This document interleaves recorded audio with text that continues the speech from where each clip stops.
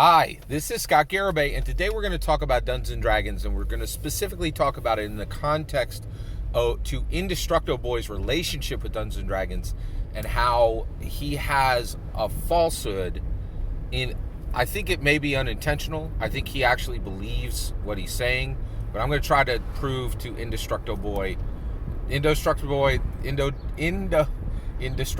this is targeted directly to you, and asking you to look at the facts, look at the numbers I'm going to present to you, and ask you to really understand where you're at with your relationship with Dungeons & Dragons, and then very much ask you to simply stop talking about Dungeons & Dragons. And the reason why is I think that would be a good choice for you, a good choice for me, and a good choice for the Dungeons & Dragons community overall. All right, so let's get into it. So first of all, let me give a little bit of context to why we're talking today. So I did a video about Indestructoboy's coverage of the 2023 Spring D&D Influencer Summit, right? And I said incorrectly, and let me make this correction here. I've already corrected it in the description on another video, but I'll publicly state it here. So I said that he did not attend, right? He did attend digitally. Okay, so technically he did attend. Indestructoboy attended the 2023 Spring D&D Influencer Summit. Right now, I'm going to say there's a little bit of a defense for me saying he didn't. In that, when I listened to his coverage, he was like, "I'm talking to a dungeon dad who was in the room and he's giving us information."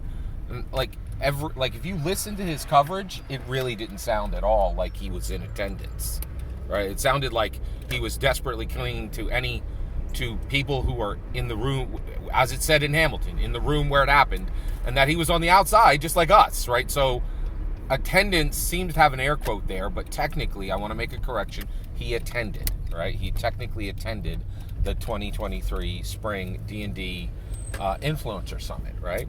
So, all right, so let's leave that there. So, and then he came on that video and gave a response to me, and then went further and said, "Oh, you're being uncharitable," right? And then said the following, and this is what I'm responding to. He said, "I love D&D, but the quality on the books have been going down since 2019, so I'm just calling it out," defending his absolute castigation, absolute denigration, absolute fire hydrant of D&D hate that is on his channel, which I called out, right? In his coverage of the summit, right? So now what I want to talk about today is I want to address that. I would love to address all of it, right? But there's so much that I have to say on Indestructoboy's relationship with Dungeons & Dragons and what he's actually doing on his channel about Dungeons & Dragons and to Dungeons & Dragons that I'm just going to have to just deal with the statement, "I love D&D." So let's talk about that Indestructoboy, your statement that you love D&D. I'm going to give you the hard numbers, all right? So I listened to about a third of your material, okay? But I went back, and I'll tell you right now, from the third that I listened to, you despise Dungeons & Dragons. I have never heard a single clue that you love Dungeons & Dragons. I can't remember you ever saying a kind word about Dungeons & Dragons, and your channel is a fire hydrant of absolute D&D hate, right? Okay. So let's get into it, okay? So I went and I broke out my spreadsheet, right? And looked at your last 50 videos, right? Right? And anybody else can do this. Just look at the thumbnails, right? And here's the breakdown, okay? So you have in the last 50 videos you did, and all you need to do is just go right onto his channel, click on his Indestructoboy icon, and then go to videos and look at the last 50 thumbnails, right? 4 of the videos have nothing to do with Dungeons & Dragons, and that's totally okay. There's nothing wrong with that at all, right? We can, there's this thing called audience capture, and we need to work hard to not be audience captured, right? If you don't know what that term is, look it up, right? So I have no problem with him doing 4 videos that have nothing to do with Dungeons & Dragons, right? So we're going to take those 4 out, right? And let's look at the remaining 46 videos. 67% of those videos are actively do one of the following. He actively castigates or denigrates the members of the current D&D design team, D&D as a brand, D&D as a product, or the D&D community who play 5th edition, right? He actively insults, denigrates, castigates, or speaks ill will toward any and all of those 4 things, right?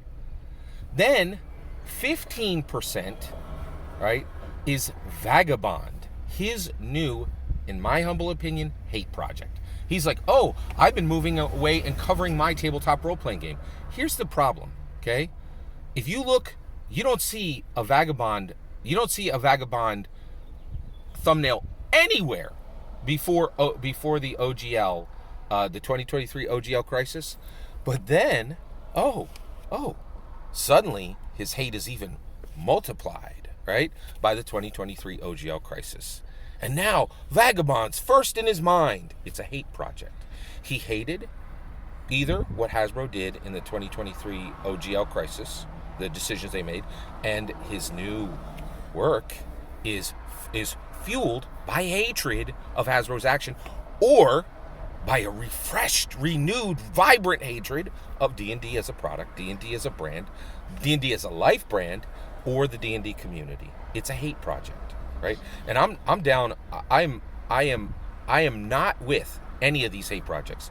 These projects that manifested right after the 2023 OGL crisis, right? Vagabond, MCDM has one. What do you think Tales of the Valiant are? Can't wait to tell a story about people like Prince Valiant, that great character we all remember, and it's going to be so fun. Tales of the Valiant. Yeah, that's a hate project, right? Orc. Man, that was even named conveniently to be a hate project, right? Unbelievable, right? I can't believe Orc, I still am staggered by the idea that Paizo's like, you know what, we really want to make sure that people have an alternate to Dungeons & Dragons, so let's name it after the most problematic species in all of Dungeons & Dragons. You think maybe that was put there just to make sure that everybody knew if you were super prejudiced and you really, wanted to cling to your prejudice and there'd be a home for you under Orc? I think so, right? So, but the thing is, so look at the numbers, right? 67% are active hate YouTube content, D&D hate content. I hate D&D, right? And why are those there? Because there's a huge market for it, right? There's a huge market for, hey, can you insult D&D design, 5e design team?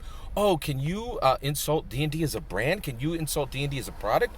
Could you insult the D&D 5e Dungeon Masters and Dungeons & Dragons community? Why is there a market for that? Because the OSR and Indie are getting crushed by Dungeons & Dragons. So they love to go to somebody like Indestructoboy, who has new, fresh insults and new hate to spew for D&D every day, right? Hey, can you fill my hate void with your hate? Right, I need a refreshing of hate today. And in Indestructoboy, you can go get your fresh D&D hate virtually every day, right?